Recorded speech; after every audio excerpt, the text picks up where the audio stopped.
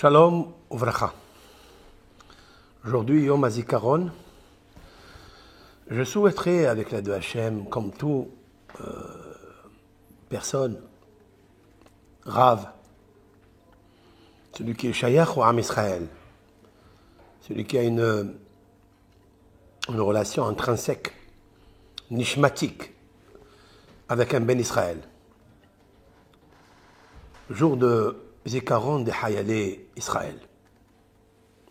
Les soldats d'Israël et toute personne qui est tombée dans cette période, et tout homme qui est tombé depuis que le monde est monde, à cause de la haine ou à cause de l'incompréhension, ou plutôt à cause de son ego. Je voudrais dédier ce cours pour tous les malades aussi, d'Israël et du monde entier. J'ai beaucoup réfléchi à la question qui se pose: où était Dieu pendant la Shoah? La Shoah, nous l'avons commémorée. C'est un souvenir qu'il ne faut jamais oublier. Elle a existé. Elle n'a pas existé seulement dans la période de Berlin, de l'Allemagne, avec Imar Shemo, Hitler, Aracha et tous ces ministres, ces monstres qui sont autour de lui. Mais je voudrais rappeler toutes les Shoah, toutes les Shoot en hébreu au pluriel, tous les pogroms, les inquisitions. D'après l'histoire, en fait, la Shoah, si je peux me permettre de le dire, parce que c'est marqué, c'est un constat, une observation, que la Shoah, cette période malheureuse, tragique, qui a fait disparaître des âmes innocentes, plus de 6 millions de juifs et autres, à part des autres communautés, ce n'est qu'une goutte d'eau, une petite goutte d'eau devant le malheur de la période de destruction du premier et deuxième temple. Des millions et des millions de juifs ont été égorgés, pendus, écrasés, spoliés en Eretz Israël. D'après les textes, Yeshaya, Yirmiya, nous pouvons constater que Nabuzradan, donc le Hitler de l'époque, Sarat Abahim, le prince de l'abattoir, il a égorgé des milliers et des milliers, des millions d'êtres humains. Entre le premier et le deuxième temple, si l'on peut mesurer le sang qui a coulé par le coup de l'épée, parce qu'on parle ici de Tabahim, c'est-à-dire le shohet. Il avait en fait le Malach HaMavet, l'ange de la mort, qui lui tenait la main, et il a égorgé parmi notre peuple. Et ça, on ne se souvient pas. Et on n'a jamais posé la question où il était Dieu à ce moment-là. C'est une question délicate, et la réponse que l'on donnerait, elle ne satisfait jamais aucune personne de notre peuple. Parce que les réponses sont insupportables, la question demeure toujours. Mais la question ne se pose pas seulement pour la Shoah, de 43, 38, 45, plus que ça. Où nous étions, nous, pourquoi nous n'avons pas posé la question concernant les inquisitions qui se sont produites, se sont pratiquées par les bourreaux.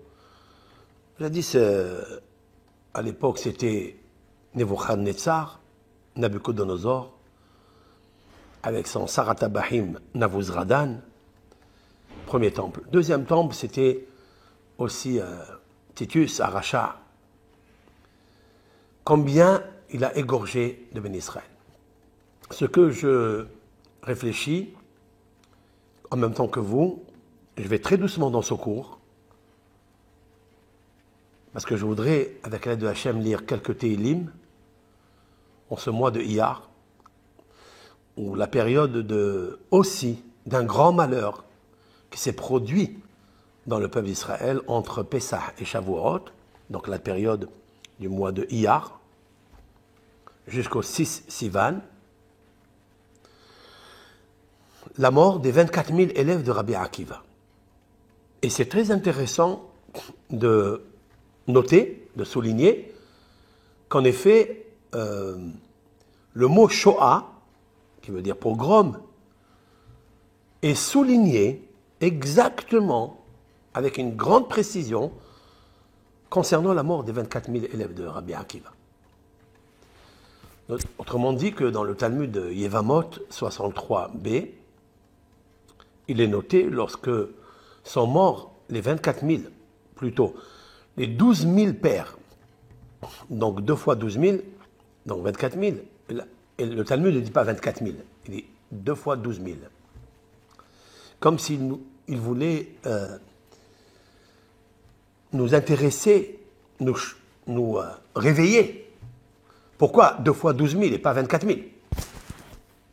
La réponse est, et notamment je le citerai au nom du Gaon Ben Ishai, dans son livre Ben Yehuda, en place sûre et sur place, traité Evamot Samer Gimel, Samer Bet, Samer Gimel, 62, 63, c'est marqué là-bas que Rabbi Akiva a essayé, a tenté de souder les 12 000 pères avec les 12 000 pères.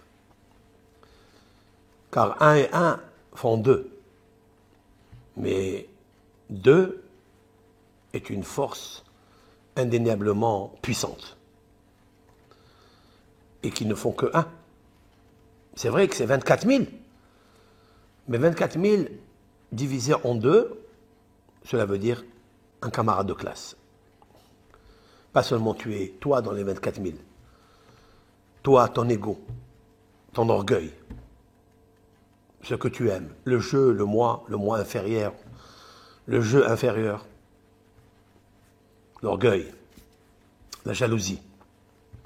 Il a constaté, Rabbi Akiva, que ses élèves ne faisaient pas honneur l'un à l'autre. Et il a compris que ce mois de Iyar, le mois de Taureau, Taureau, c'est Torah. Ils n'ont pas fait le kavod de la Torah l'un à l'autre. La quintessence, le but de l'homme dans ce monde, c'est de ressembler à son Créateur. Son Créateur a déposé en lui le Ani, Ani Hashem Elohechem. Autrement dit, le moi supérieur, le supermental, l'âme. L'âme, racine du mot amour. Il a déposé en lui, en fait, le Ani Hashem. Si tu es comme Dieu, alors tu aimes ton prochain. Et Rabbi Akiva de prêcher, de prôner le verset de la Torah Parashat Kedoshim que nous allons lire ce Shabbat. Ve'ahavta le'reacha kamocha ani Adonai. Tu aimeras ton prochain comme toi-même, comme toi-même. Toi-même, tu es égoïste. Sois égoïste aussi pour l'autre. Tous les bons fruits qui poussent en nous proviennent de la racine de notre amour. Les mauvais fruits qui poussent en nous, dans notre arbre, sur notre arbre, viennent de la racine de notre égoïsme. Dieu nous dit, et c'est un verdict, ne déteste pas ton camarade. Ne haïs pas ton camarade. Ne sois pas rancunier. Ne te venge pas. Alors, comment arriver à cela? Ne pas me venger, ne pas haïr, ne pas le jalouser, ne pas le détester. Comment arriver à cela? Une formule. Ve'ahavta, tu aimeras, l'ereacha, ton camarade, kamocha, comme toi. Sans distinguo, sans différence. Kamocha mamash, comme toi. Comme toi.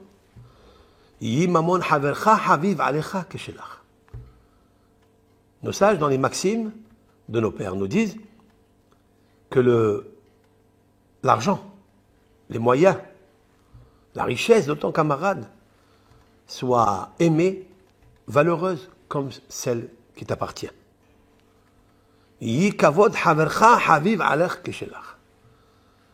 Aussi, ton honneur, ta dignité, et la dignité de ton camarade soit pareille, nivelée. Je n'ai pas dit plus, comme toi-même. Un homme, il ne peut pas aimer l'autre plus que soi-même. Ça n'est pas possible. Il doit aimer kamocha, comme toi. Ani Hashem. Je suis l'Éternel. Ça, c'est la réponse clé pour tout. Comment tu peux aimer ton camarade comme toi-même? La réponse se trouve dans Ani Hashem. Dieu, il nous dit quelque chose, un grand secret. Je suis Hashem. Mais Hashem, il est grand. Nous pourrons poser la question. Dieu, il est immense. Il est grand. Immensément grandiose. Dieu n'est pas un homme, dit Balaam, le prophète des nations. Lo ishu vichazev, ou ben Adam vitneham. Dieu n'est pas un homme pour se frustrer ou bien être jaloux. Non. Il n'est pas aussi un homme pour se consoler. Alors, comment on peut dire « aime ton prochain comme toi-même » car je suis Dieu. Et Dieu est grand. Dieu est élevé. La réponse est « Ani Hashem, je suis en toi ». Il y a le Ani, l'égoïsme, l'ego. L'ego, Ani. C'est moi. Mais il y a Hashem à côté. Il y a le ego qui est le Ani inférieur. Celui qui cherche vers le bas. Celui qui est enraciné dans le sang, qui est basé sur l'âme végétative, bestiale, animale, qui désire que pour elle. C'est la manifestation du désir de recevoir pour soi-même. Mais il existe Ani Hashem. C'est moi Hashem. Qu'est-ce que ça veut dire? J'ai créé en toi ma partie. Je t'ai donné en toi une partie à moi. D'où je le sais. Ani Adonai Elohechem. Je suis l'Éternel, votre Dieu. Lorsque je dis votre Dieu, ça veut dire que tu acceptes, tu admets que ton animal, que ton moi inférieur, il est commandé par ton Dieu supérieur, sacré. Et c'est ça, la recette, tout au long de ta vie, que tu dois visualiser. Par elle, tu dois visionner la suite de tes jours. Le comportement avec autrui.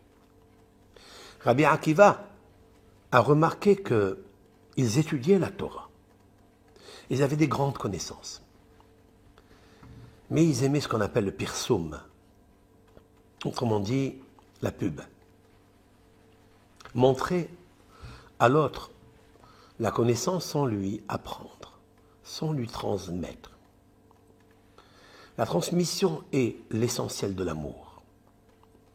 C'est pourquoi peut-être une des raisons que l'on peut dire que l'Éternel, par les sages, ont fixé dans cette période, immédiatement le Shabbat qui vient après Pessah, la fête de Pessah. C'est de lire les maximes de nos pères.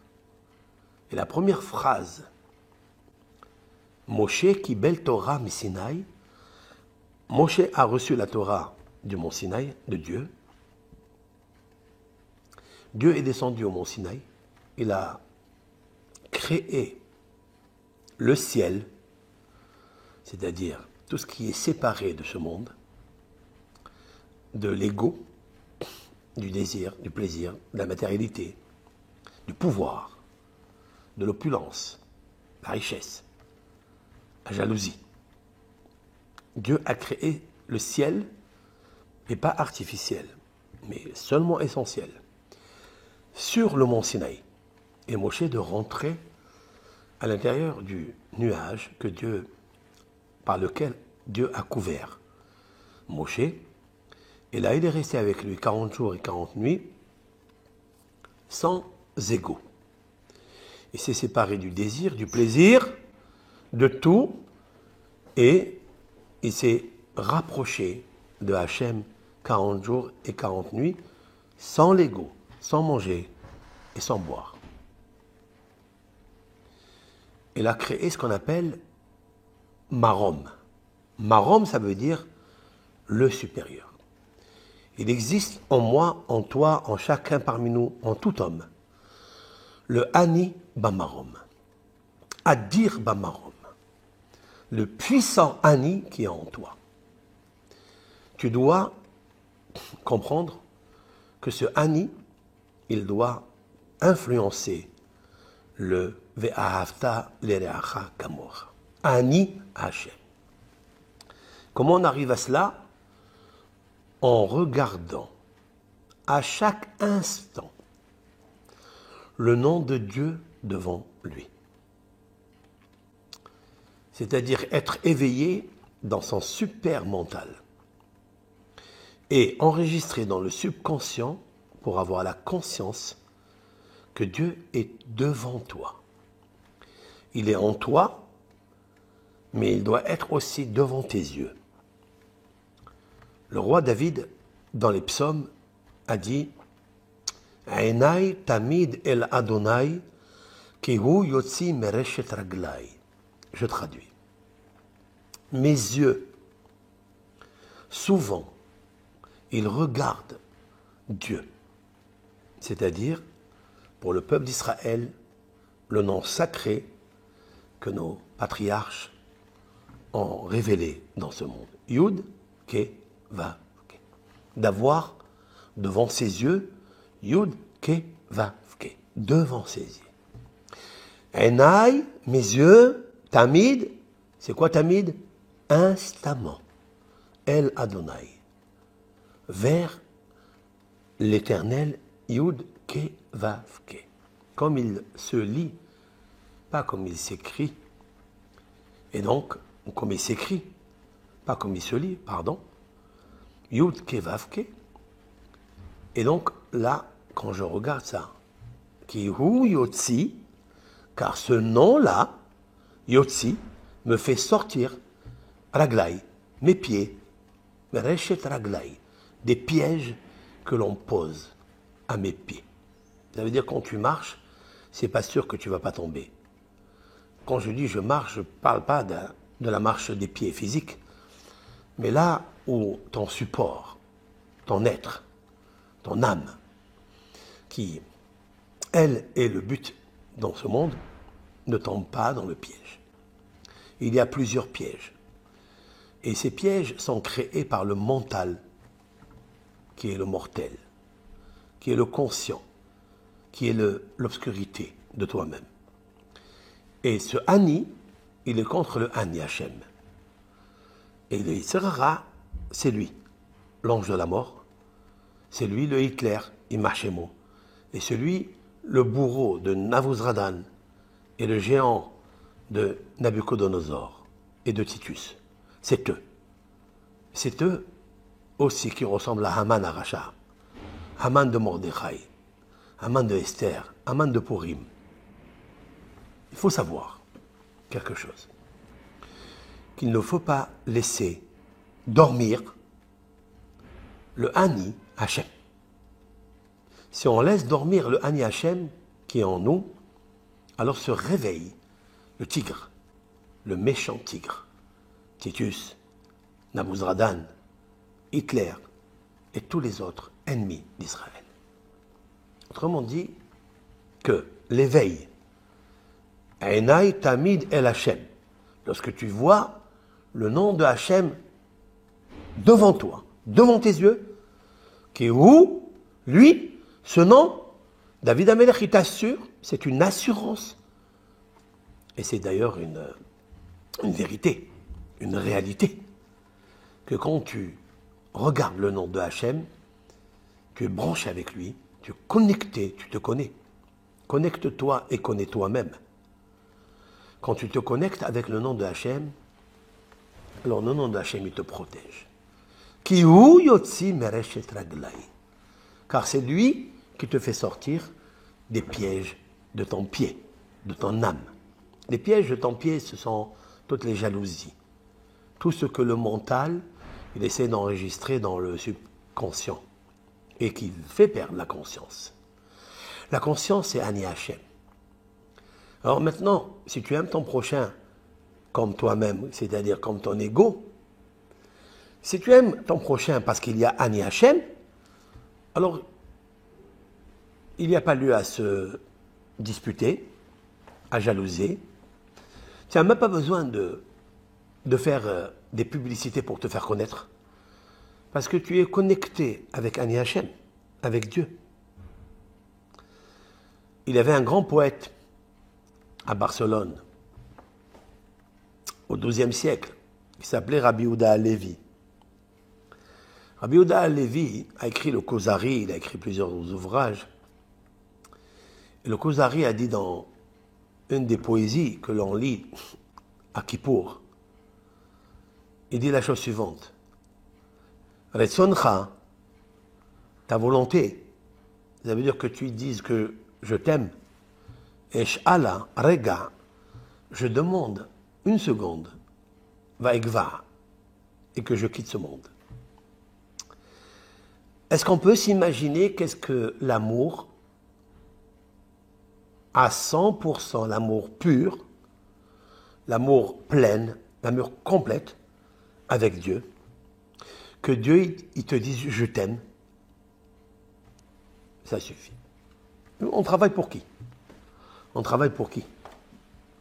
On travaille pour une femme, on travaille pour un homme, on travaille pour un roi.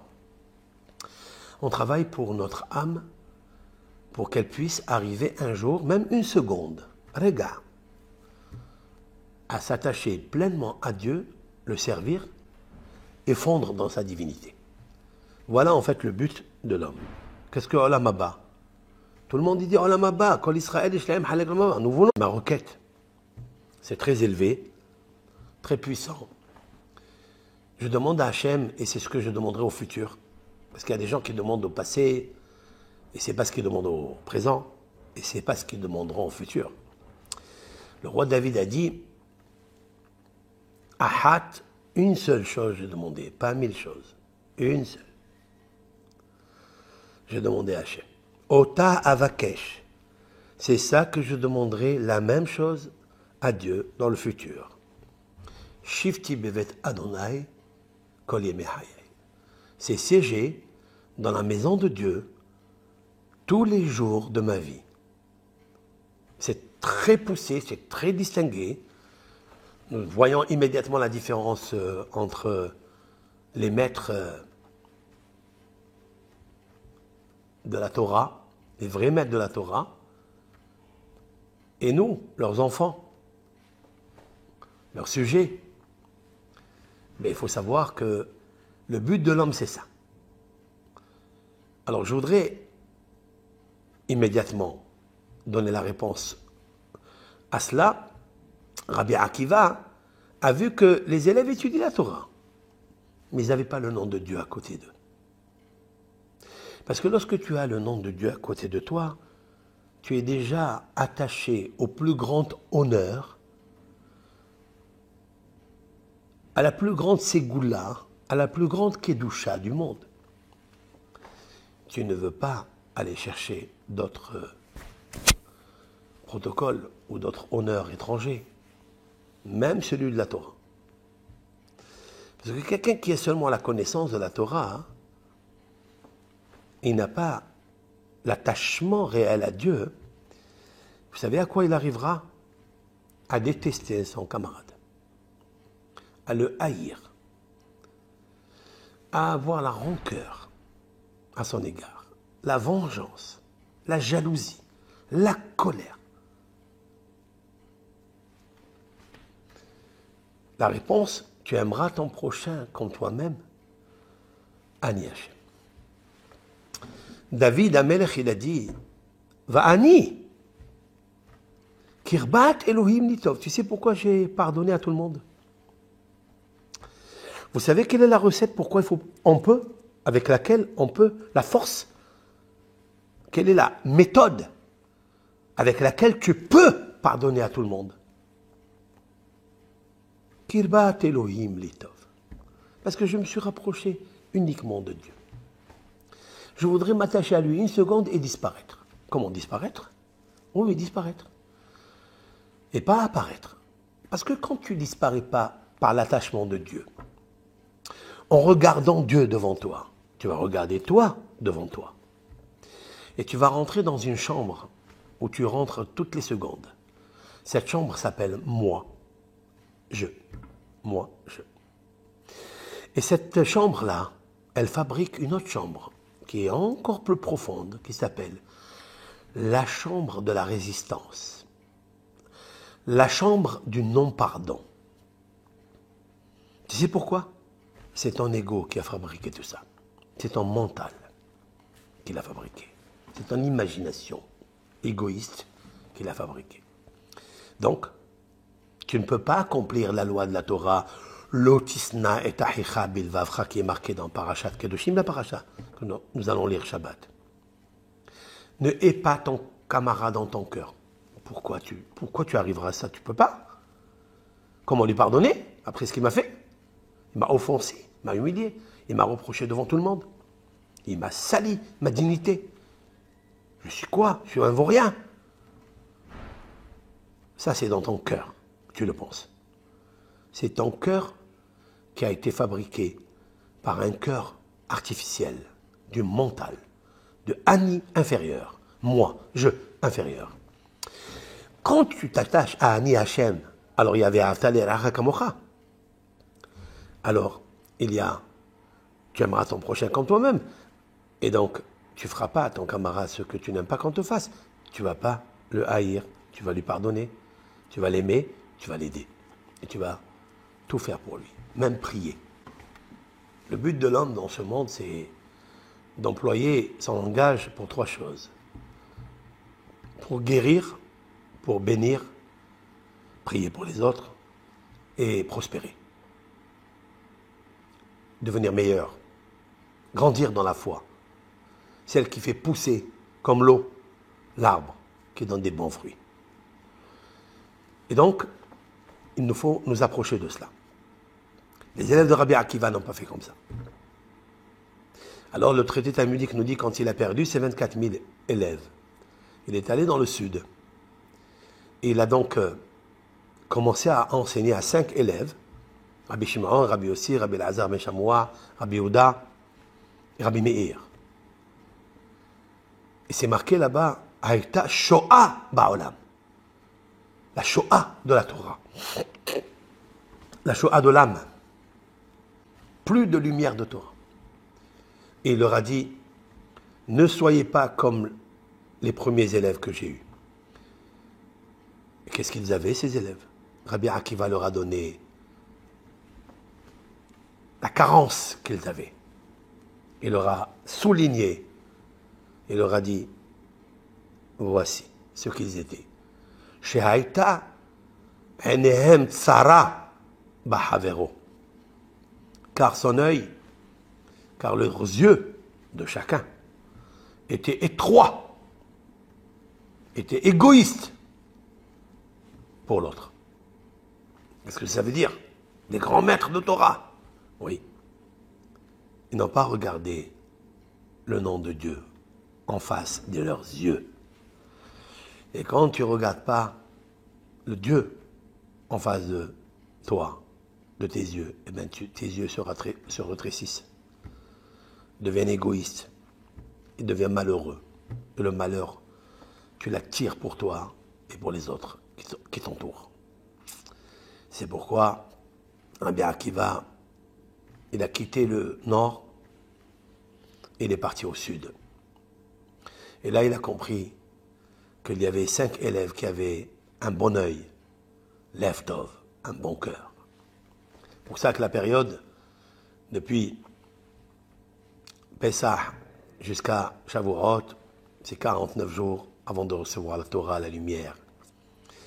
La lumière que Dieu nous a donnée par l'intermédiaire de Moshe Rabbeinu, qui a eu un bon œil, il aurait pu la garder pour lui, et l'a enseignée au peuple d'Israël. Il a reçu la Torah, il a transmis la Torah à Yoshua, à son disciple. Et après, etc., 40 générations. En fait, disent les commentateurs, que 49, c'est la valeur numérique Lev Tov, un bon cœur. Comment on obtient un bon cœur? Comment on obtient un bon cœur dans un cœur du non-pardon? Dans un cœur jaloux? Dans un cœur que quand il voit la réussite de l'autre, il se morfond à l'intérieur de lui. Ça le ronge. Comment c'est possible? Ani Hachem. Je suis l'Éternel. Regarde-moi. Attache-toi à moi. Fais tout ce qu'il faut pour que je te dise, je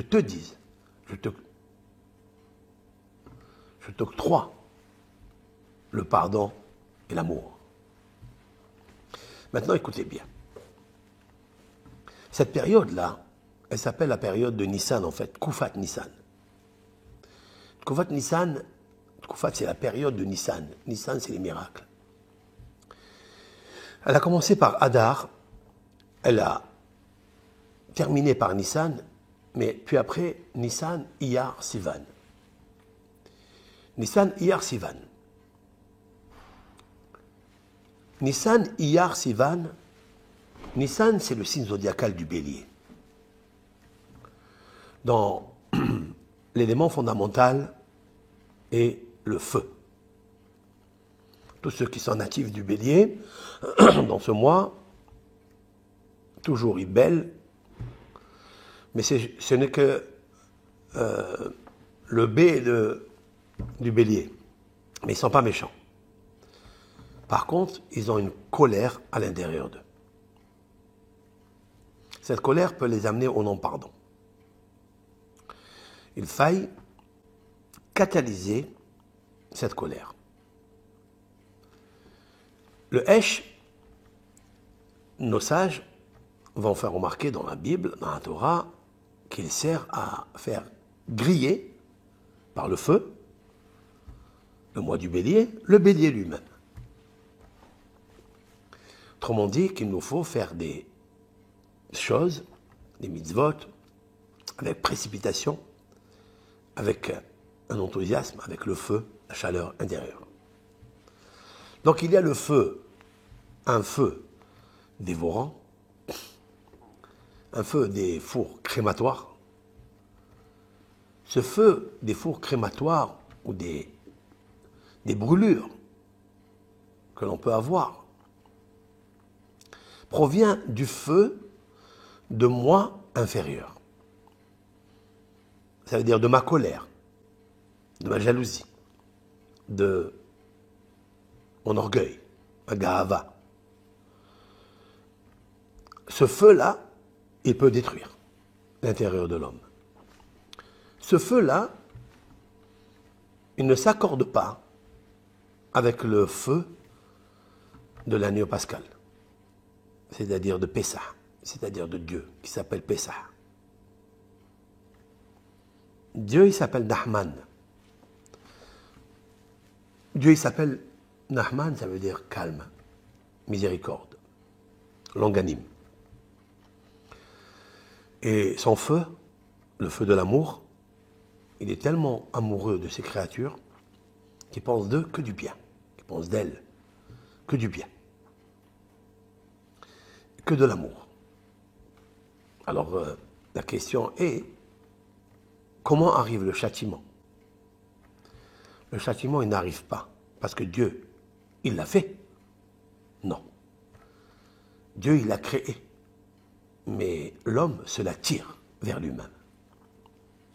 L'homme, quand je dis cette fois-ci l'homme avec un H majuscule, cela veut dire le je, c'est-à-dire le moi inférieur. Le moi égo. C'est celui qui attire la sanction. Dans les prophéties, c'est marqué Mipi Elion. Ça c'est marqué dans les Lamentations de Jérémie, Echa.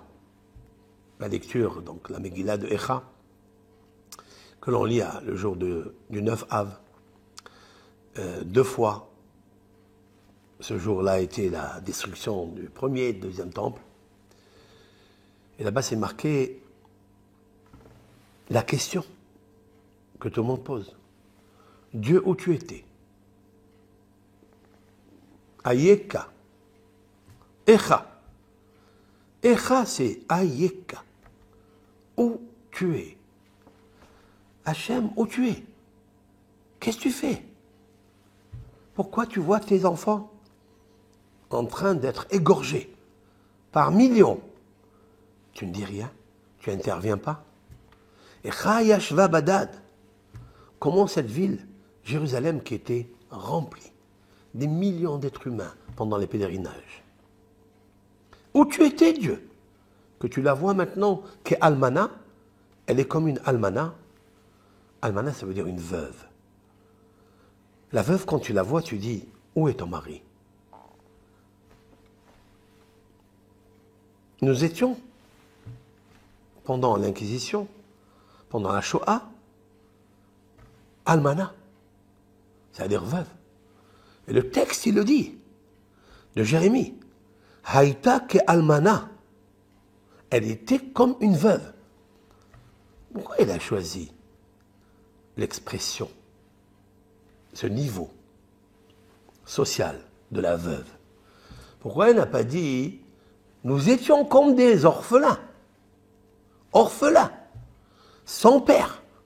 Pourquoi la femme sans mari, la veuve sans son mari? Pourquoi pas l'orphelin sans son père? C'est là où il faut bien comprendre les choses. Dans les mots du prophète Jérémie, il a compris que Almana, c'est encore plus puissant que Yatom, que orphelin. Parce que la douleur d'une femme qui est veuve, c'est-à-dire le peuple d'Israël entier, puisque c'est la femme de Dieu, si l'on peut dire ainsi. On s'est marié avec lui à Arsinaï. Eh bien, il faut savoir que la douleur de la Almana, elle est plus grande que celle du Yatom.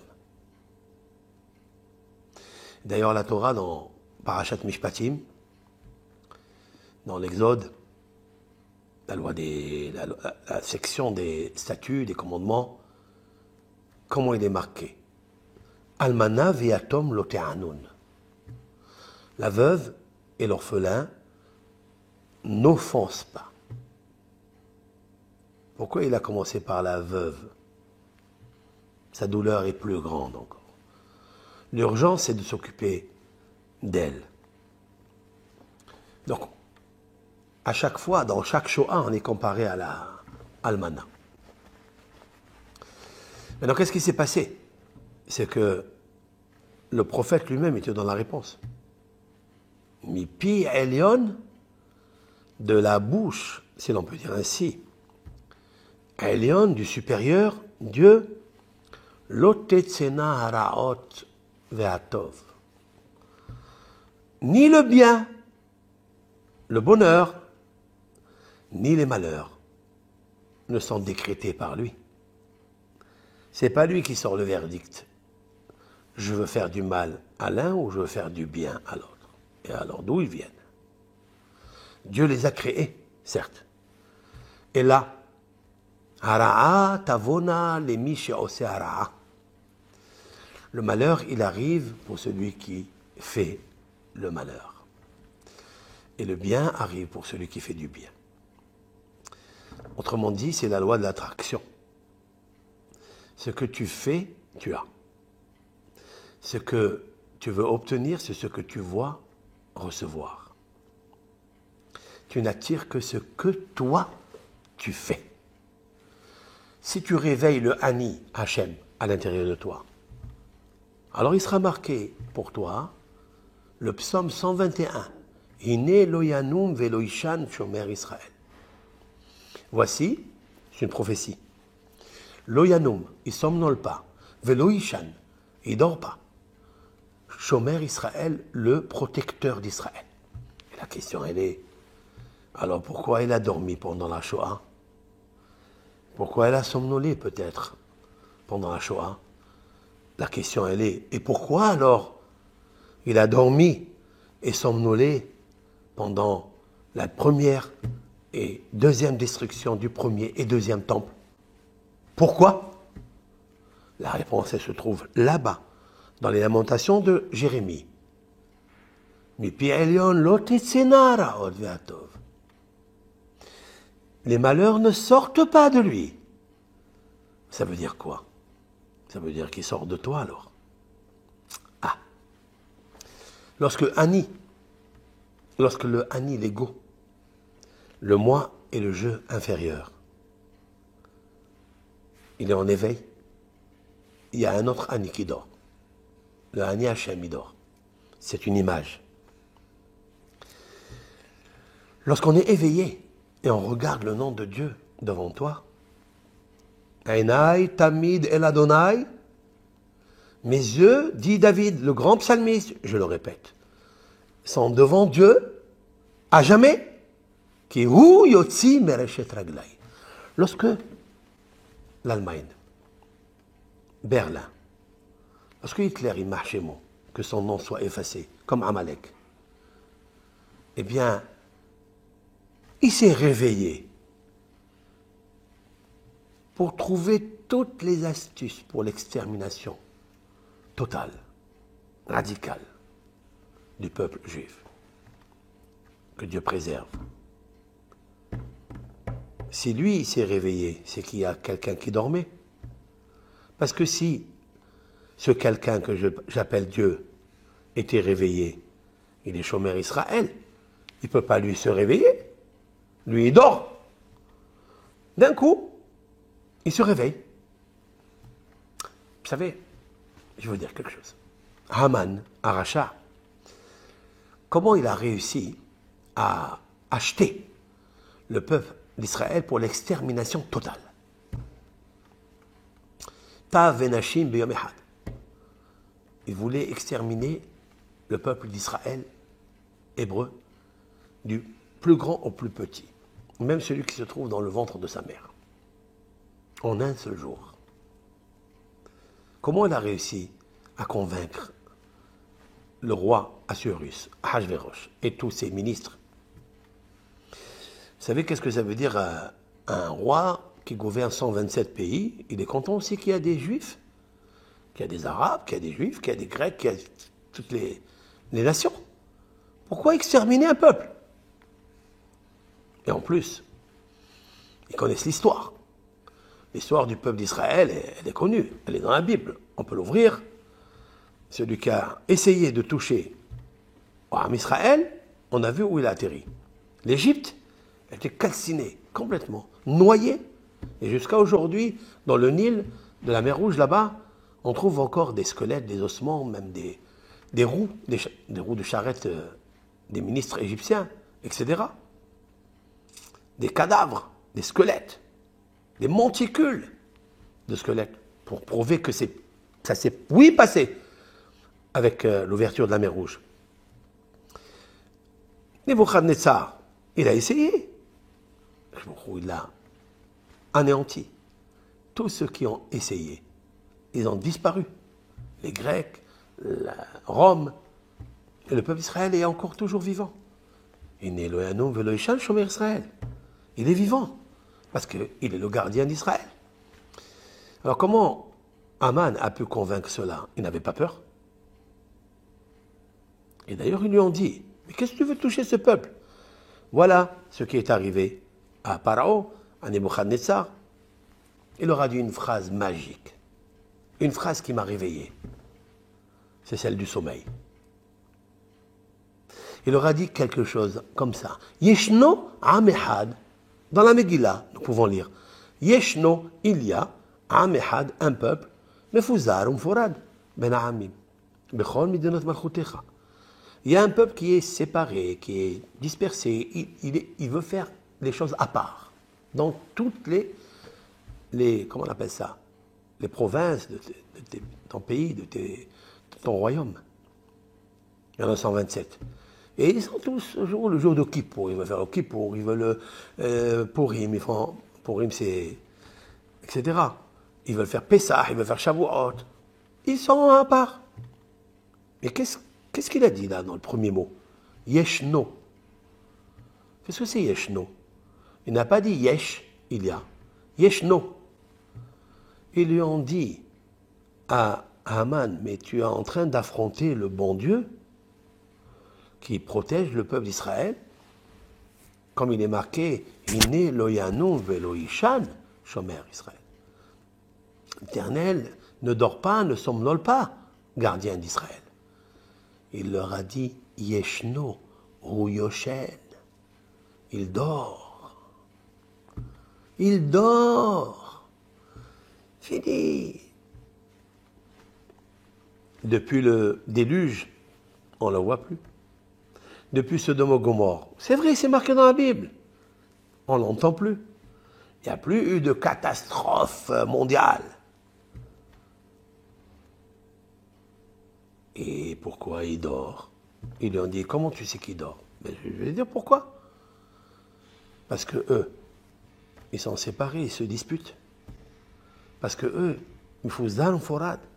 Chacun, il regarde que sa tête. Autrement dit, que j'obtiens de là un message. Lorsque le moi est réveillé, le sien, il dort. C'est une image. Donc il leur a dit, il dort. Il ne pourra plus rien faire. En fait, lorsque Haman se réveille, c'est que, entre guillemets, le peuple d'Israël a fait dormir le gardien qu'il a en lui. Le gardien qui a en lui, c'est Ani Hashem, Elokechem. Je suis l'Éternel, votre Dieu. Maintenant, écoutez bien. C'est sûr et certain que si Dieu n'a pas intervenu, pas seulement dans la Shoah, là-bas, dans le premier et deuxième temple, c'est marqué Iné loyanu velo ishan. Maintenant, regardez bien. Je vais vous lire un psaume. Shir la ma'alot esa enai le harim, me'ayin yavo Ezri. Ezri me'im Hashem, oseh shamayim va'aretz. Vous connaissez ce psaume. Je vais vous le lire, traduit. C'est marqué comme ça. Shir la ma'alot, c'est le psaume 121. Shir la ma'alot, le cantique pour monter les degrés. Il y a ce qu'on appelle Shir ha-ma'alot, le cantique des degrés, mais celui-ci, il est le seul dans tous les 150 psaumes à avoir la lettre lamed dans le mot ma'alot. Shir la ma'alot, esa enai ele harim me'ayin yavo Ezri. Je lève mes yeux vers les montagnes et je pose la question, d'où viendra mon aide? La réponse est Ezri me'im Adonai, oseh shamayim va'aretz. Le roi David est conscient que son aide ne peut venir que de Dieu. Oseh shamayim va'aretz, celui qui a fait le ciel et la terre. Ici, il y a un très grand secret que David Amelech a dit, mais l'auteur de ce psaume n'est pas David Amelech. David Amelech a capté ce que notre patriarche, Yaakov Avinu, Hakadosh. Yaakov est le troisième patriarche. C'est lui qui a dit ce psaume lorsque il a quitté ses parents et il fuyait son frère Ésaü, Esav qui voulait le tuer. Donc il s'est adressé à Dieu parce qu'il n'avait plus aucun moyen avec lui. Ça, c'est le sens simple que le Midrash nous raconte, que le fils de Esav, Eliphaz, lui a subtilisé tous les moyens qu'il avait. L'or, l'argent, les bracelets avec lesquels il devait marier la femme dans la maison de Lavan, il a tout perdu. Ça, c'est le sens simple. Mais vous savez très bien que Yaakov Avinu ne prie pas que pour lui. Yaakov Avinu, il est notre père, donc nous sommes ses enfants. Si nous sommes ses enfants, donc il prie pour nous. Mais nous ne sommes pas que ses enfants, nous sommes ses arrière petits-enfants. En fait, il prie pour le peuple d'Israël. Mishpat l'Elohé Yaakov. Lorsque nous prions à Rosh Hashanah, nous récitons 7 fois le verset, un des versets où il cite, c'est le jugement du Dieu de Jacob. Il n'est que le Dieu de Jacob, il n'est pas le Dieu d'Abraham et d'Isaac. Il est le Dieu de Jacob. Parce que Yaakov a su recevoir sur lui toute la force de Elohim. Yaakov, il va dire à Dieu, si tu me protèges, ça veut dire, tu me protèges de Esav, si tu me protèges de Lavan, si tu me protèges de Nabucodonosor, si tu me protèges de Nabuzradan, si tu me protèges de Haman, et Dieu deviendra la justice pour moi. Ça veut dire que si je vacille, j'accepte que tu me corriges de suite. N'attends pas. Lave-moi de mes fautes. Réveille en moi le Dieu du monde, le Ani Hashem Elokechem. Ne laisse pas le Ani, le moi, le je égoïste qu'il y a en moi. Le je et le moi, il a servi à juger très mal le peuple d'Israël. Au temps du premier temple, ils ont commis des grandes fautes. Et nos sages le lisent dans le texte, que tout le monde peut lire. Ce n'était pas une invention. Le prophète n'est pas venu accuser le peuple d'Israël. Il a voulu juste leur faire observer ce qu'ils avaient oublié et qu'ils avaient fait. Il leur dit, voilà ce que vous avez fait.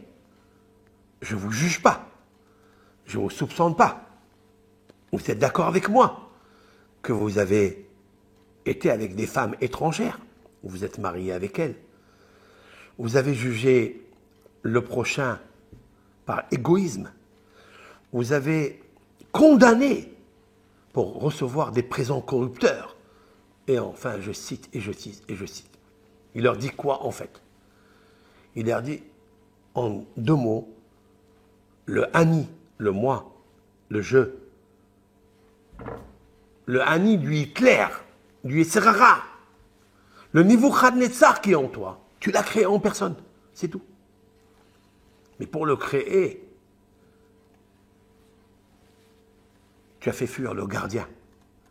Tu as fait anesthésier, j'allais dire, le gardien de Shomer Israël. Et Yaakov Avinu, il a prié pour toutes ces générations. Celles que nous connaissons. Mais celle de la Shoah que nous avons vécue, qui est tragique.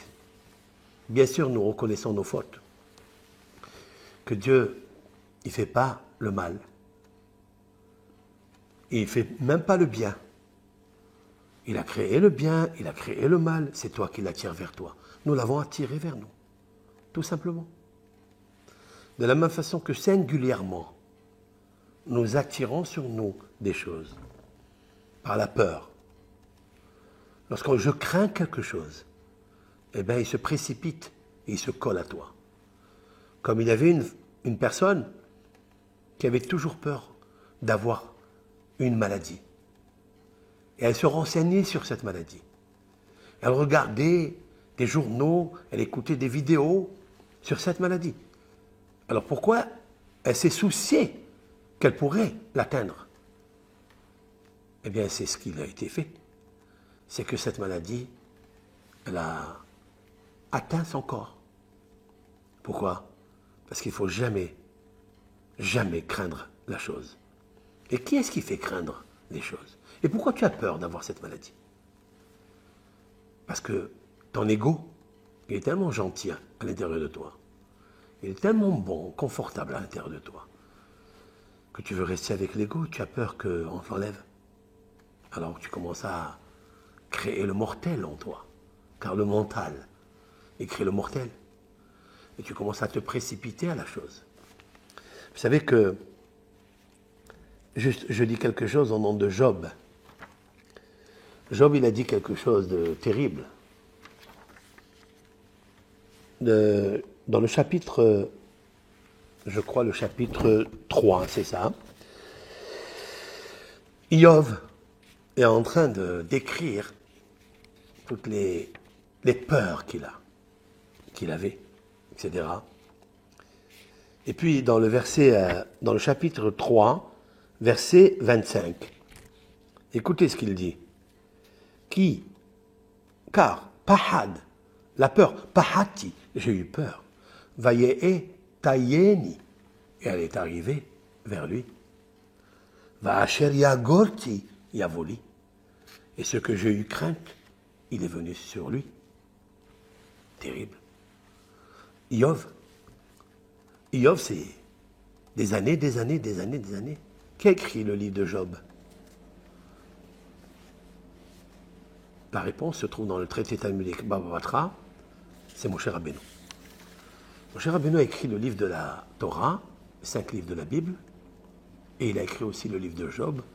Il a imaginé ce qu'un homme, dans le positif, dans le négatif, pensée positive, pensée négative, attraction, ce que tu n'aimes pas, et que ce que tu vois arriver vers toi, il se précipite, il se colle à ta peau.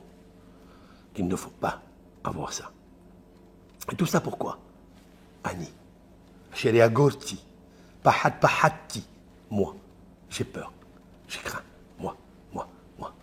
C'est ton ego. Tu as peur qu'il soit ébranlé, déraciné. Alors il arrive. Mais si tu as la confiance en Hachem, c'est ce que Yaakov, je reviens au psaume 121, il dit Shir la ma'alot. Je lève mes yeux, la ma'alot. C'est pas ma'alot le degré, c'est l'échelle des générations que toi, l'Éternel, tu vois. Et en fait, il a vu même la génération de la Shoah. Et la génération de la Shoah, elle se trouve dans un pays, en Allemagne, à Berlin. Allemagne se trouve dans la Torah, se trouve dans le Midrash. Il y a un Midrash très très ancien, il y a 2000 ans, qui a été écrit. Et dans ce Midrash, il a été rapporté une histoire de Rabbi Shimon HaGadol. Un homme qui se nomme Shimon HaGadol, c'était dans l'époque de Rabbeinu Gershon Meor HaGola. Rabbeinu Gershon, c'est juste un siècle avant Maïmonide. Donc il y a 1100, 1200 ans. Dans cette période-là, il y avait un grand tzaddik qui s'appelle Rabbi Shimon. C'était un grand génie en Torah. Et d'où il vient? De Ashkenaz. C'est quoi Ashkenaz? Dans ce midrash-là, c'est marqué Almania, l'Allemagne. Et Ashkenaz dans la Torah, c'est Almania. Yaakov Avinu, il a prié pour toutes les générations. Il a prié aussi pour la Shoah. Et dans ce psaume-là, je voulais le dévoiler, il est là. Le psaume, il est là. Shir la ma'alot. Et ça, Ena et les harim, je lève mes yeux vers les montagnes. C'est quoi les harim? C'est Dieu. C'est les montagnes, c'est les patriarches. C'est les matriarches. Mais Aïn Yavo Ezri, d'où viendra mon aide pendant la Shoah? Pour ne pas qu'elle arrive. Pas seulement la Shoah de Hitler, Imachemo de l'Allemagne, mais aussi toutes les pogroms, même celle de Rabbi Akiva, les 24 000 élèves. Il a prié pour qu'elle n'arrive pas. Il a prié Parce que pour lui, c'est d'où il sait que ça va arriver. Parce que Dieu, il lui a révélé tout ça dans le Soulam. Le Soulam, c'est l'échelle que Yaakov a vue dans le rêve quand il était à Beershava, à Aramoria. Il est arrivé ce Soulam. Et c'est pour ça, Shir la Ma'alot. Le cantique pour monter les degrés, pas le cantique des degrés. Shir ha Ma'alot. La Ma'alot. Il y a un Lamed. Le Lamed, c'est la lettre 30. La lettre 30, c'est la lettre Lamed. C'est comme ça.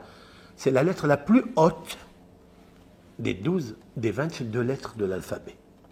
Toutes les autres, elles sont petites. Elles sont vers le bas, comme le Nun, sophite, comme le Chaf, sophite, d'autres lettres.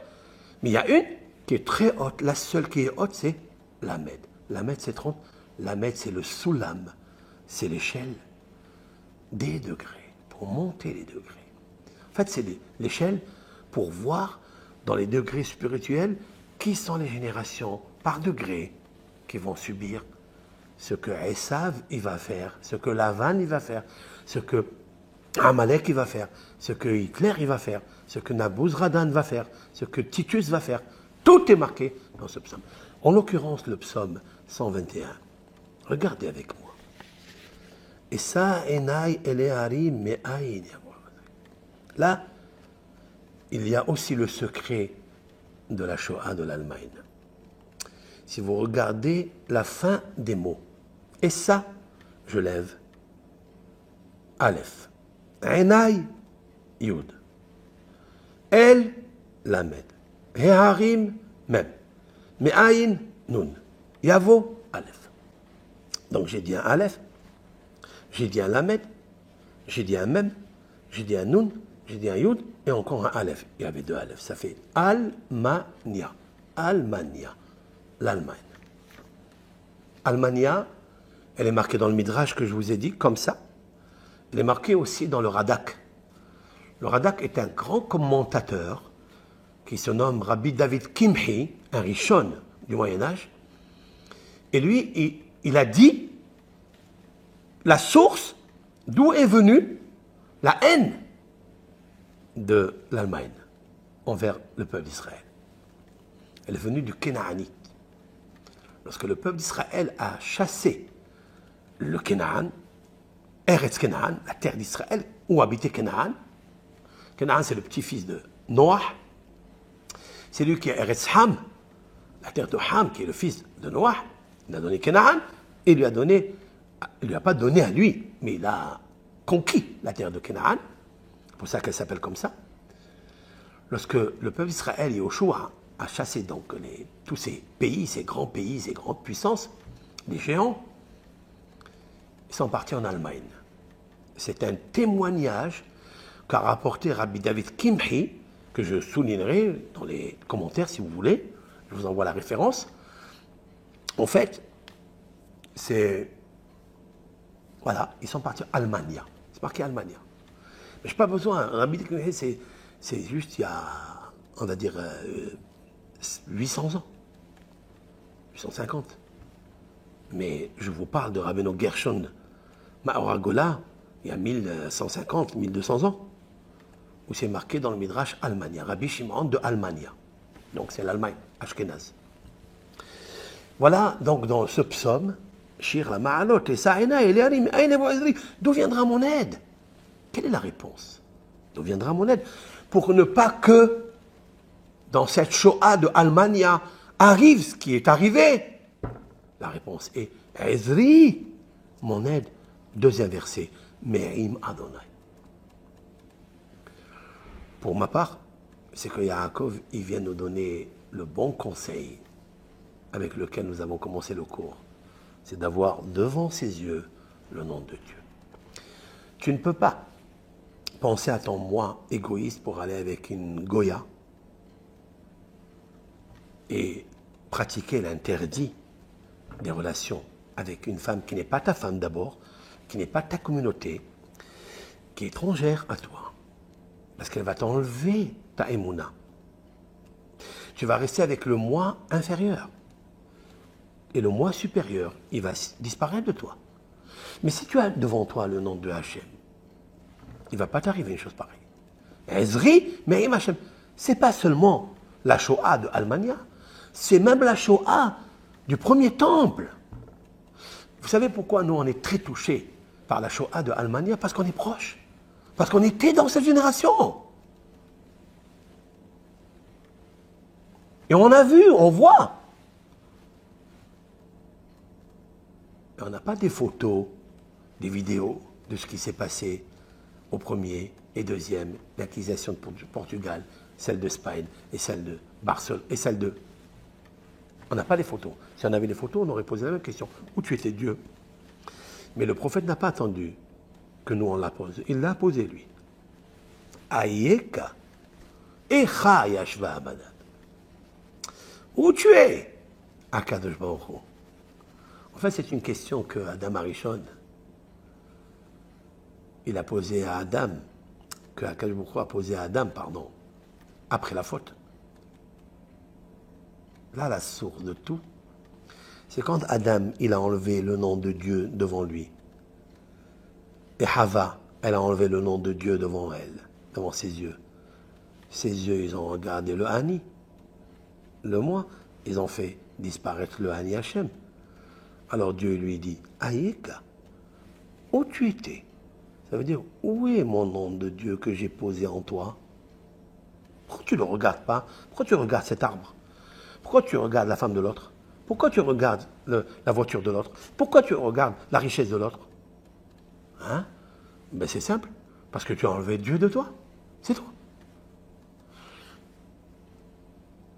C'est ça, Yaakov Avinu, qui n'est que la réincarnation âme de Adam, qui dit Ezri Me'im Hachem.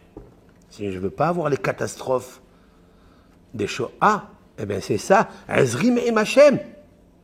Oh, c'est Shamaï Va'aretz.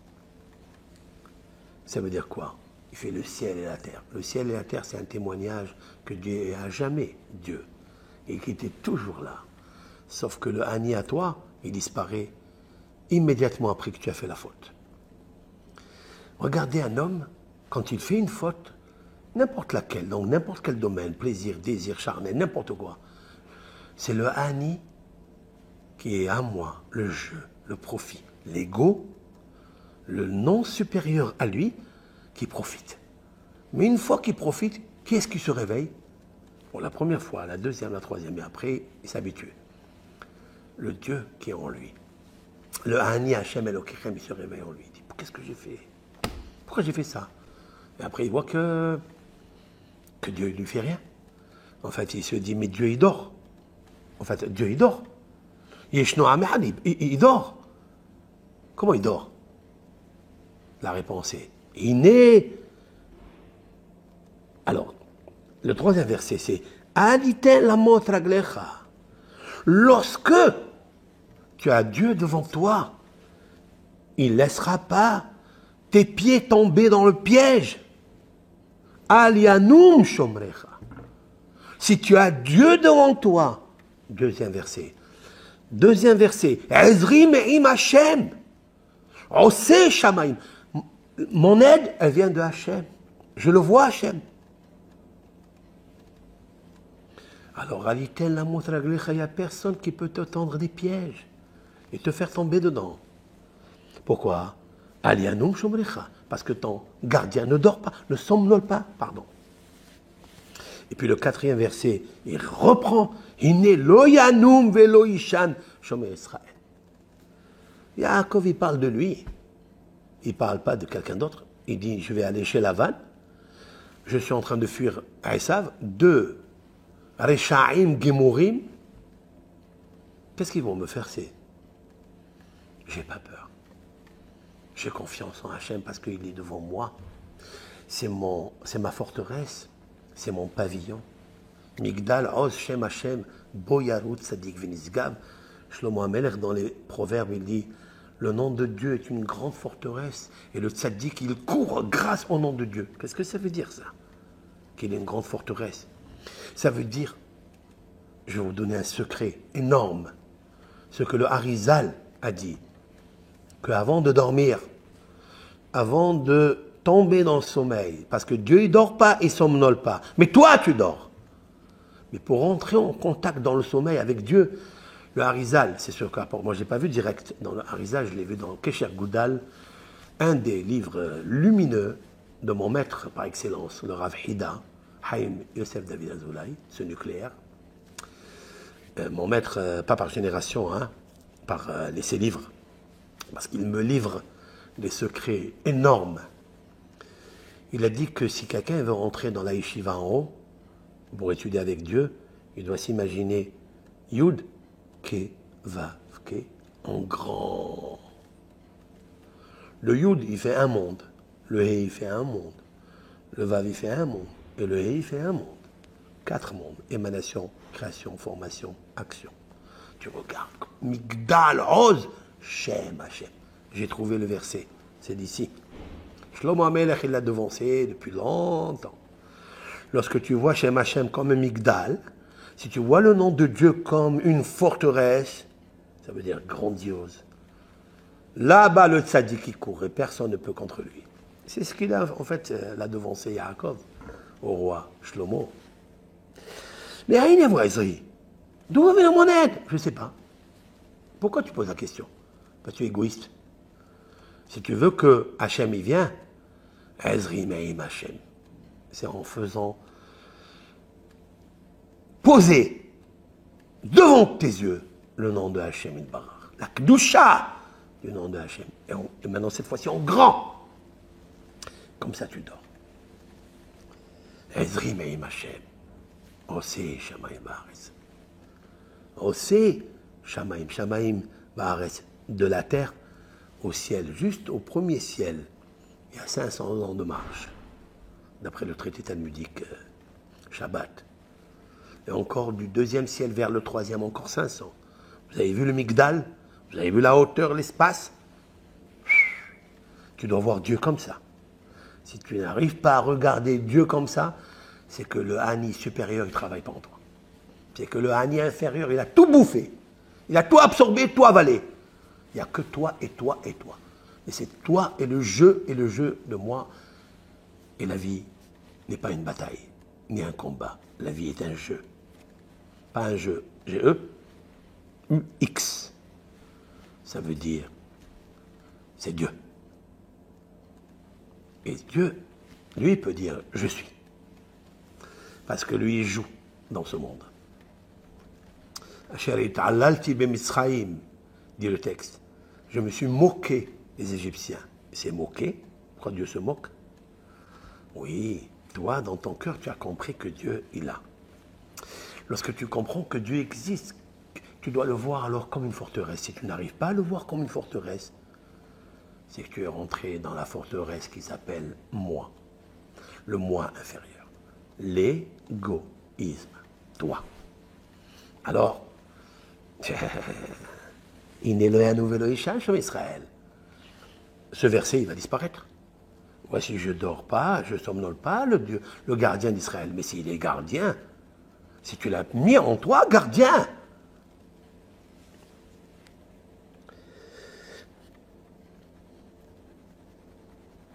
Comment on arrive à ça? Le verset 5. Adonai Shomrecha. L'Éternel est ton gardien. Adonai Silecha. L'Éternel est ton ombre. Aliad Yeminecha. Ta main droite. Ta main droite, c'est la main forte. Tu dois avoir une conviction forte que Dieu est ton ombre. C'est ton GPS, c'est ton Waze. Là où tu vas, eh ben, il t'accompagne. C'est ton ombre. L'ombre, tu lui montres un doigt. Il te montre un doigt, tu lui montres ton corps. Il te montre ton corps. Montre à Dieu qu'il est ton ombre. Ça veut dire qu'il te voit. Parce que tu te vois. En fait, c'est moi, le moi inférieur, qui est moi. Je regarde le moi supérieur, qui est mon miroir, qui est Dieu, qui est mon ombre. Eh ben, je me vois. Donc je suis cohérent avec lui. Je ne vais pas vaciller, je ne vais pas regarder, je ne vais pas donner ma tête et mes idées, mes pensées à des dieux étrangers. Adonai Shmocha Mikodra. Verset 6. 7. Dieu, il te protège de tout mal. Ishmoretz Nafshecha. il protège ton âme. Adonai Shmol Setcha Uboecha Me'ata Ve'ad Olam. Il te protège ta sortie, ta venue dans ce monde, ta sortie de ce monde, ta venue ou ta sortie de ta maison, de ton travail. Il est ton protecteur. Alors il y a quelque chose qui colle et qui ne colle pas en même temps. Ou je réveille mon Ani supérieur pour réveiller Dieu, pour le laisser réveiller, c'est-à-dire l'Oyanum Veloishan, il ne somnole pas, il ne dort pas, il est ton gardien, etc. Ou je réveille le Ani inférieur, le Esav qui est en moi, alors à ce moment-là, il n'est pas là. Alors on te demandera, Ayeka, où tu te trouves. Voilà donc, en préambule, ce psaume-là, c'est David Amelech, mais c'est Yaakov qui l'a prié. Et il a fait référence à ça. Comme j'ai dit, à l'Allemagne de la Shoah. Et cette période-là, elle est terrible. Je voudrais, avec l'aide d'Hachem, lire pour les Hayalim 3 psaumes. Je voudrais les expliquer après. Nous sommes le mois de Iyar.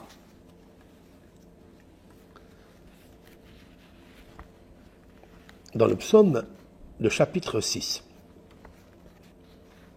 il y a un psaume qui parle beaucoup de la requête du roi David pour le protéger de ses ennemis. Il demande à Hachem de disputer ses disputes et ses guerres. Je lirai le psaume donc 6, le psaume 35 et le psaume 148. L'Amnaseah bin Rinot à la Sheminit Mizmor le David. David Amelech, donc, il prend cet instrument qui s'appelle Sheminit, où il y avait 8 cordes, pour attirer la miséricorde. Il dit comme ça, Adonai. Donc il parle à la miséricorde. C'est le tétragramme. Al be'apecha tochicheni. Par ta colère, ne me reproche pas. Ne me réprimande pas. Tu n'es que amour et compassion. Ve'al be'hamatcha tiyasereni. Et par ton inflammation, ton courroux enflammé, ne me fais pas souffrir. Ne me donne pas des issourim, des souffrances. Honeni Adonai, aie pitié de moi, Hachem, qui umlal ani. Refa'eni Hachem, qui nivhalu asamai. Umlal, ça veut dire je suis un homme malheureux.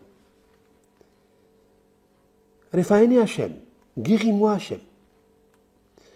Lorsque une personne est malheureuse, elle est anxieuse, eh bien, elle crée une acidité dans tout son corps.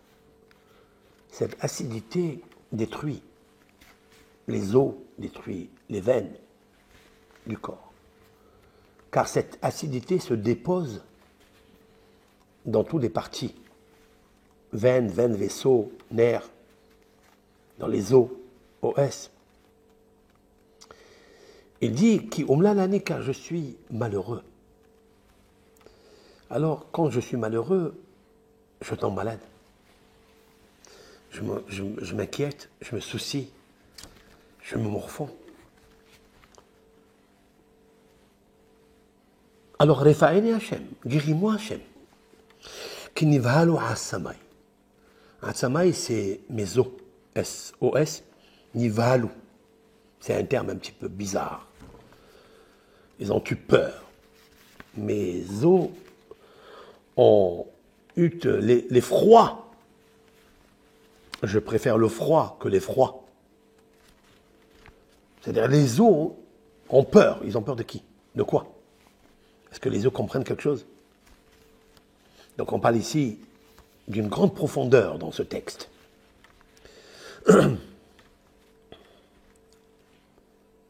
ונפשי נבהלה מאוד, ואתה עד מתי? Il dit, mon âme n'y va là troublée, mais haute beaucoup. Ve'ata Hashem ad matai. Et toi, Hashem, jusqu'à quand? Shuva Hashem haletza nafshi. Reviens Hashem, sauve mon âme. Oshe'eni lema'an hasdecha. Délivre-moi au nom de ta bonté. Ki en ba mavet zichrecha bish'ol mi yodelach. Car, qu'est-ce que tu veux? Tu veux que je quitte ce monde? Tu veux le contraire de la vie, la mort? Il dit, alors je ne vais pas me souvenir de toi. Bah, mavet, quand un homme il meurt, c'est fini. Il ne peut plus se souvenir de Dieu. Son corps ne peut plus parler à Dieu. Bish'ol mi yodelach. Dans le Sheol, dans les profondeurs de la terre. Lorsque le corps se décompose, mi yodelach, quel est l'homme qui peut te louer, faire un éloge, te remercier? Et puis, il continue et il dit quelque chose.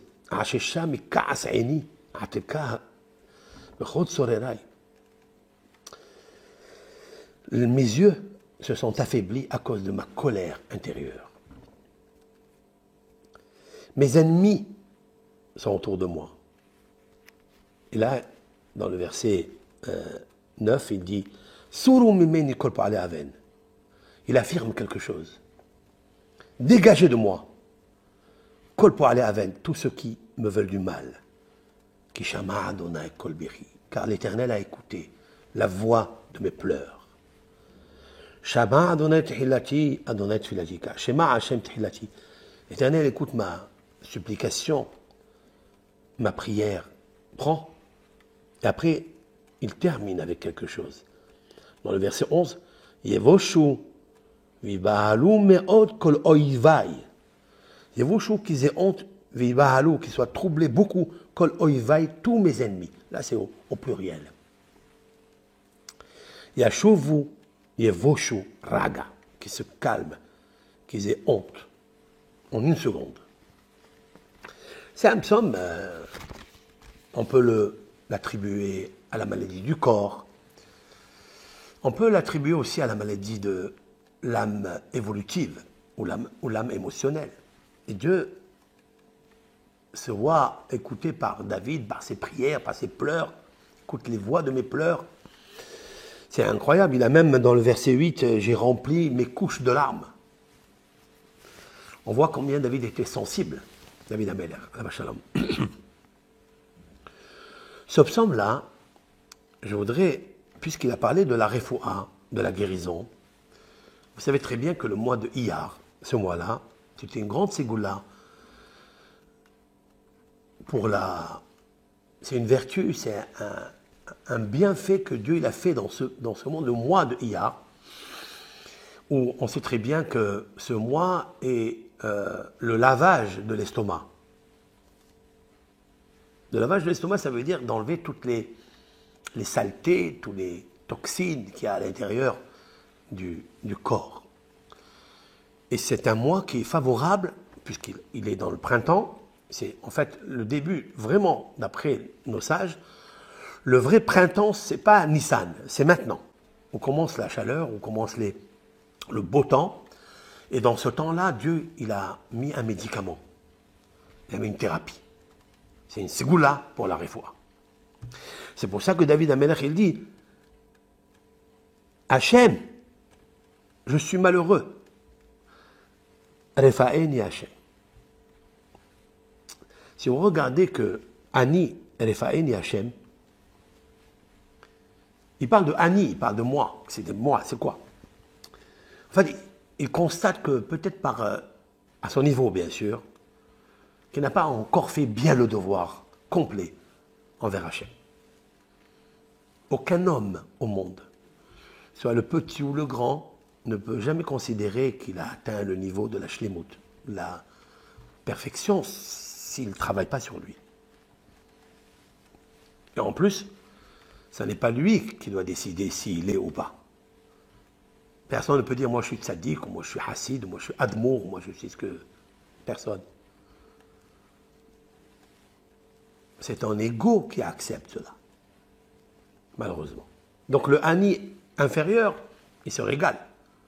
Il se conforte, il reste dans cette zone confortable de penser qu'il est, il ne travaille pas avec Dieu.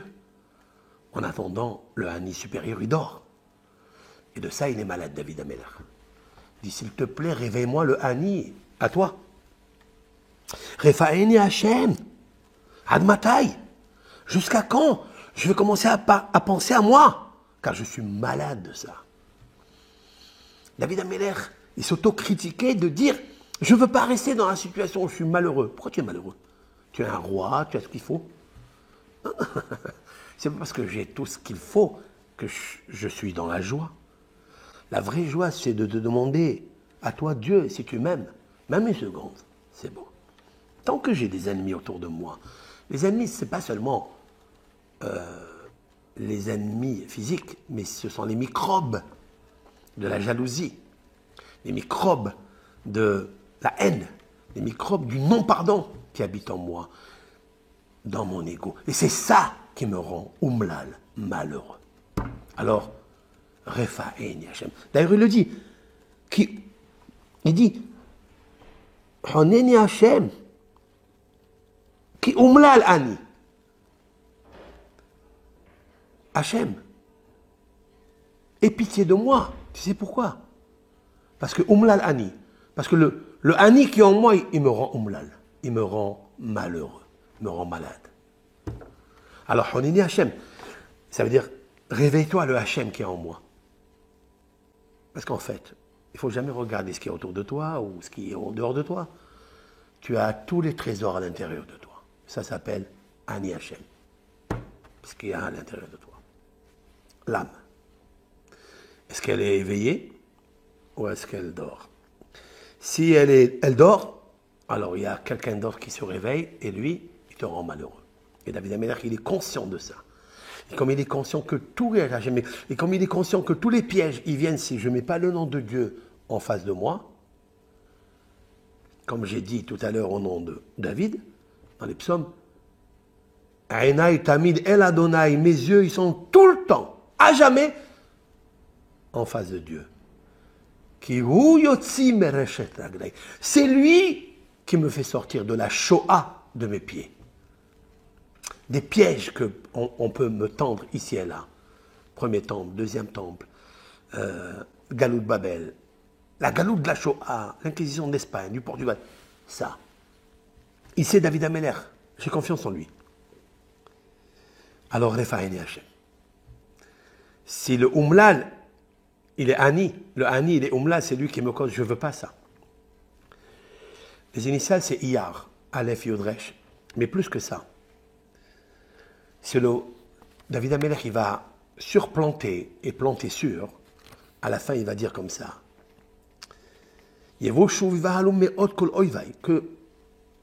Que honte, que soient troublés tous mes ennemis, ça veut dire tous les microbes, toutes les mauvaises pensées qui arrivent en moi, tous les découragements qui arrivent en moi. Yevoshu Raga, qui soit complètement inactif, qu'ils aient honte, en une seconde. J'ai remarqué que les initiales de ces 4 mots de la fin de ce psaume, Oivai, Yashuvu, Yevoshu, Raga, les initiales Iyar, Aleph, Yud, Yud, Resh. Le mois de Iyar.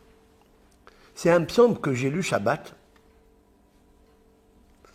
Be'azat Hashem, quand il y avait donc tous ces roquettes qui tombaient comme ça sur Israël, plus de 600, je ne sais pas combien, 613. J'ai lu ce psaume-là. Pourquoi? Parce que c'est le psaume où a commencé Rosh Chodesh Iyar. C'est un psaume qui favorise la guérison. Et donc, c'est un mois où, à Kadosh Baruch Hu, si on s'attache à lui, si on s'attache au moi supérieur, ben tous les microbes, toutes les maladies, même les ennemis, il les fait sécher, il les fait honte. Oy va yashuvu yevushoraga. Mes ennemis soient inactifs et qu'ils soient complètement humiliés. Rachetez votre Iyar. Et Iyar, c'est les initiales Ani Adonai Rofecha. Je suis l'Éternel ton guérisseur. David Amelech, il le dit ici. Ani Refaeni Hashem. Aleph Yud Resh. Iyar. C'est le mois où il faut prier pour la guérison. Alors, ce n'est pas seulement la guérison des blessures ou des contusions du corps. C'est aussi Tahloenu Machovenu. Dans la Hamida, nous lisons Refaenu Hashem Venerafé. Éternel, guéris-nous. Vous savez qui est-ce qui nous guérit? C'est Hashem. C'est tu dois avoir le nom de Dieu devant toi. Et en grand, comme un migdal. Et qu'on guérisse, parce que des fois, Hachem il nous guérit, mais on ne guérit pas. Qu'est-ce que ça veut dire? S'il te guérit, il te guérit. Alors pourquoi il dit, guéris-nous, on guérit? Ce n'est pas ici un pléonasme. Refaenu Hachem vénérafé. Refaenu, guéris-nous Hachem, et qu'on guérisse. Mais c'est quoi ça? La réponse, elle est comme ça. Toutes les maladies viennent à cause de moi, du jeu inférieur qui est en toi, l'ego. Quelqu'un, il est malade de tel vice. Tu peux demander à Dieu de te guérir, mais tu ne guéris pas.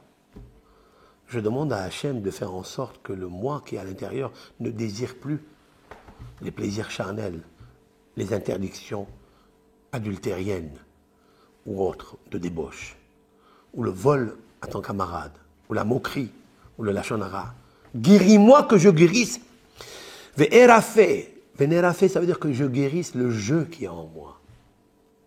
Vous comprenez?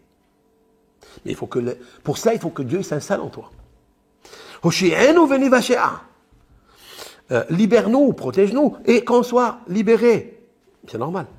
La réponse qui est là, car toi, Hachem, tu es notre souhait. C'est toi, Hachem, notre louange. Ah. Il y a une grande différence entre Ani et Ata. Tu veux que le Ani à toi il soit fort?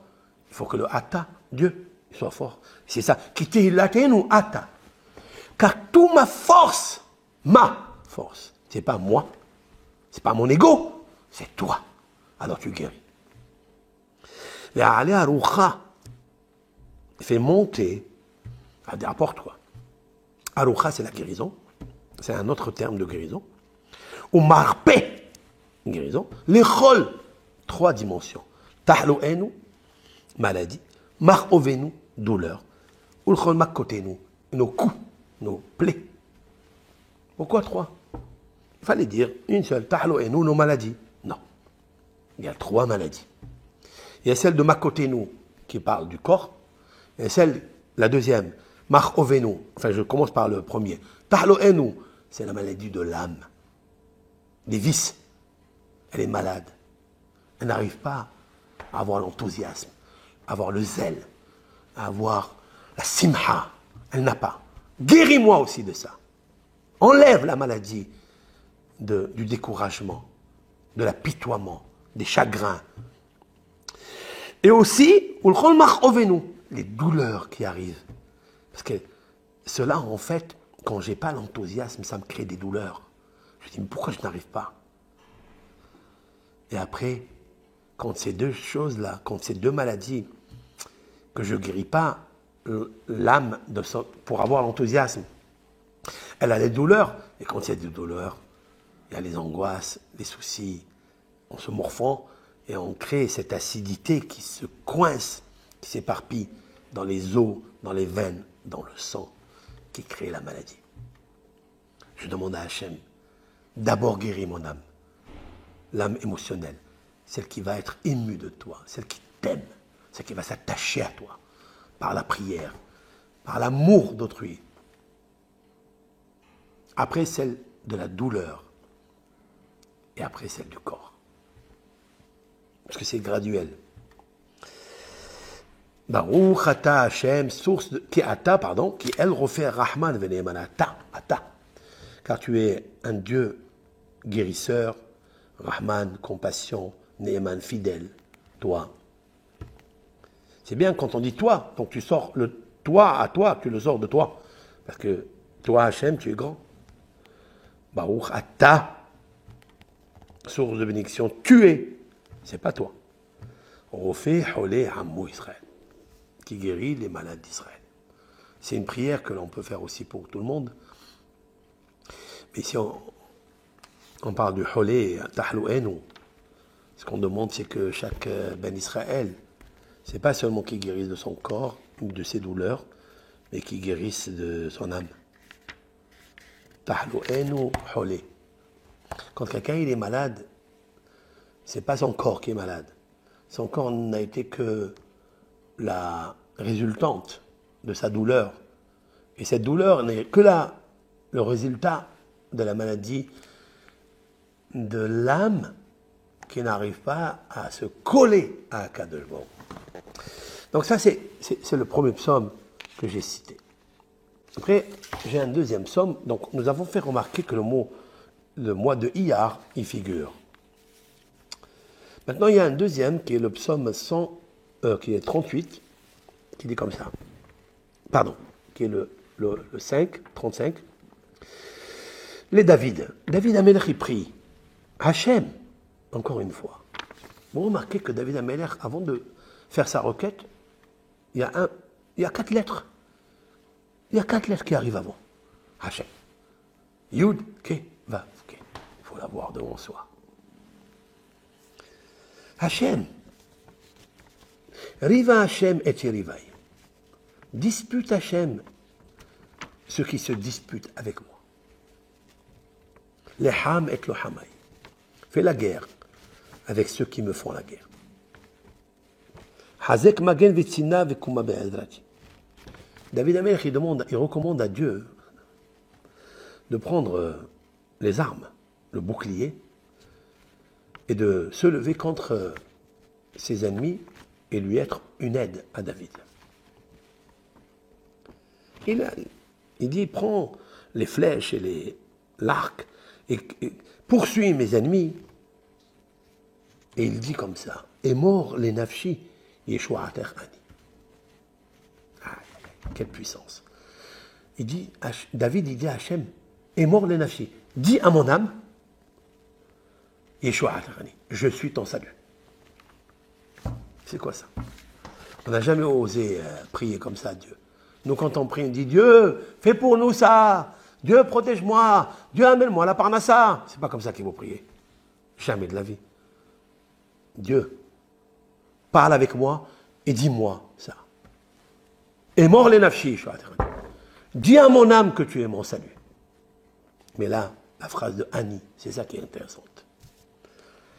Aïe, aïe, aïe. En fait, Dieu, c'est quoi, en fait? C'est toi, à l'intérieur de toi. Tu as tout ce qu'il faut. Ne cherche pas dehors. Ne cherche pas dans les cieux, ni dans rien du tout. Cherche à l'intérieur de toi.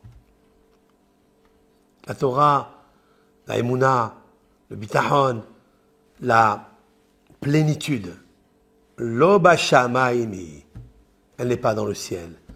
Velo be'ever layam, elle n'est pas au-delà des mers. Elle est dans ta bouche pour le faire. C'est tout. C'est une phrase que Moshe Rabbeinu a dite dans le Deutéronome.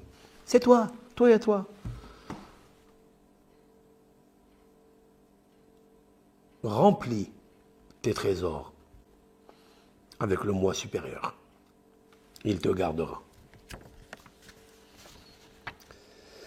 Et là, David Amelech, il prie. Il est convenable de lire ce psaume aussi, 38, parce qu'il est référence aussi à la guérison de tout. Les ennemis, la guérison des microbes, c'est aussi les ennemis de l'homme, du corps humain. Il y a aussi les microbes spirituels, c'est l'ennemi de la Neshama.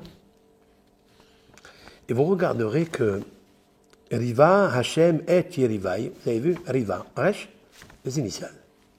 Hachem, Yud, et, Aleph, Yerivaï, Yud. Aleph, Yud, Yud, Resh, Iyar. Vous avez vu, Psaume 6, il parle contre les ennemis, les microbes, et le même aussi, le 38. Et c'est extraordinaire, ici, il ne parle que contre les ennemis matériels et spirituels. Puis, nous avons un autre psaume, qui est le psaume, je vais vous le dire, Kouf Memhet. C'est le 148, qu'il faut lire. Alléluia Hashem Kitov Zamera Eloheinu Kinaim Navatihila. Là, il parle d'autre chose. Il parle de la chanson, la musique.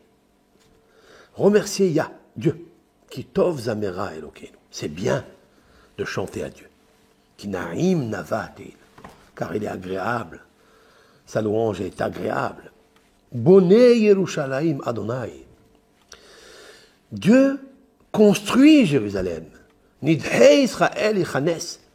Les repoussés d'Israël fait rassembler, fait rentrer à Jérusalem. D'abord, il va construire Jérusalem et après, il fait rentrer les exilés. Qu'est-ce qui est marqué tout de suite après? Troisième verset. Harofé l'ishvur relève. Celui qui guérit les brisés du cœur. Umhabesh la hatsevotam. Et il fait un pansement spirituel, la hatsevotam, à leur douleur ou à leurs soucis, à leur anxiété. Mon émis par la kochavim, il compte un nombre aux étoiles. Les kulam shemot ikra, il les appelle chacun par son nom. Gadol adonenu verav koach, il est grand notre Seigneur. Il a une puissante multitude de puissance. L'itvunato à son intelligence. En mispar. C'est incommensurable, incontable. Alors, vous avez vu ce que fait Dieu? Dieu, il construit Jérusalem. Il fait toutes sortes de stratagèmes pour rassembler les exilés. Et puis, Dieu, c'est lui le seul qui peut compter les étoiles. Il y en a des milliards. Et des fois, on se demande pourquoi. Il leur donne un nom. Il est grand, il est puissant. Son intelligence est incontable. Et le verset 6, il nous parle d'autre chose. Mais Oded Anavim Adonai. Dieu, il renforce les hommes humbles. Mashpil Rishaim Ade Aretz. Il fait tomber, fléchir, chuter les méchants jusqu'à terre. On parle des louanges d'en haut, qui ne peut faire que lui, puis on s'occupe, Dieu, c'est le même grand qui s'occupe des petits, qui s'occupe des humbles, qui s'occupe aussi des hommes méchants, tous les traqueurs, tous les inquisiteurs, jusqu'à terre. Et il fait monter les hommes humbles. Et nous, la Shem Betoda. Répondez à Dieu en lui offrant un cadeau. C'est lequel le cadeau? Zamerou l'Elokeinu Berino. Chantez-lui. C'est ça le cadeau qu'on peut lui faire. Et là, il revient après. Amchase Shamaim Be'avim. Dieu, il couvre les cieux avec des nuages. Pourquoi faire il fait ça? Ameril Haaretz Matar. Parce qu'il prépare pour la terre de la pluie. Et pourquoi faire? Amal Tzmiach Harim Hatzir. Il fait pousser même dans les montagnes pour les gens qui habitent là-bas. Hatzir, ce sont les végétaux, des petits arbustes pour manger, pour boire, mais pour les animaux. Donc, qu'est-ce que fait Dieu? En hauteur, il crée sa création de bonté, il crée des nuages pour créer donc le phénomène de condensation, la pluie, pour que la pluie serve à quoi? Hesed en bas, pour guérir la terre, lui donner à manger. Comme il guérit les cœurs de ceux qui ont brisé le cœur, ceux qui sont modestes. Il donne à l'animal son pain, les bnei orev, aux enfants du corbeau, Asher Ikra, quand ils appellent Dieu. Puis après, dans le verset 10, ou peut-être on va aller au verset 11, Rotse Adonai et Yereav et Amihalim Lehad. Voilà, je termine avec ça. Rotse, Dieu, il aime, il a la volonté, il a l'intention. Hachem, Yud Kevavke, encore une fois, El Yereav, et Yereav, vers ceux qui le craignent. Ne crains pas, n'attire pas sur toi la crainte qui te fait peur de perdre ton égoïsme. ton argent, ton problème, ceci, ceci, de là. Laisse ça tomber. Ne parle pas avec lui. Toi, si tu le crains à lui, si tu protèges ton cœur, tu mets de la crainte en lui, en Dieu, alors il te protège. Alors il est avec toi. Ceux qui aspirent à sa bonté. Regardez bien, ce psaume, il est très fort pour le mois de Iyar. Regardez les initiales. Rotse Hashem et Yereav. Rotse, Dieu veut, Dieu a l'intention pour toi, parce que tu le crains. Rotse Resh, Hashem Yud, et Aleph, Yereav Yud, Aleph Yud, Yud, Resh. Iyar, le mois de Iyar. Voici 3 psaumes qui sont très puissants, qu'il nous faut lire. Et je les ai expliqués un petit peu en détail. Ce sont les psaumes qu'il faut lire dans ce mois, tout le mois, jusqu'à Matan Torah. Donc le psaume 6, on figure le nom de Iyar avec la guérison des microbes physiques, métaphysiques. Le psaume 38 aussi. C'est ça, hein? Non, c'est pas le 38, 35, pardon. Oui. Et le psaume 148. Ça, ces 3 psaumes-là sont très importants. Et vous pensez, au moment où vous lisez, il est préférable de prendre le psaume et de le lire en français pour comprendre mieux, parce qu'il y a des mots qui sont attribués à chaque mot, parce qu'il a sa valeur, il a son poids, il a sa manifestation, il a son secret. C'est bien de l'épeler, de le lire, et de demander à Akadosh Baruch Hu toutes sortes de guérisons. Et quand on prie comme ça, eh bien Akadosh Baruch Hu, il écoute. Shema Hashem tfilati, tfilati kah. Dieu, il écoute ta supplication, il prend ta prière. L'essentiel que tu le fasses avec supplication. Voilà ce petit cours que je voulais partager avec vous. Et on continuera avec l'aide de Hachem dans ce sens-là, que le mois de Iyar est un mois de ségoulotte extraordinaire pour apporter dans le monde et attirer vers toi et vers tes semblants, attirer la refoua, la guérison, la aroucha. Aroucha, c'est encore une autre dimension. C'est la délivrance absolue. J'expliquerai dans un autre cours la puissance du chiffre 221, qui est la valeur numérique de Erech Apaim Longanim. J'expliquerai ça dans le prochain cours. Kotov Lachem, et priez, louez Dieu, et faites pénétrer le moi, c'est-à-dire le Dieu supérieur en nous, pour calmer, adoucir l'ego, le moi inférieur. Kotov Lachem, que Hachem bénisse toutes ces créatures.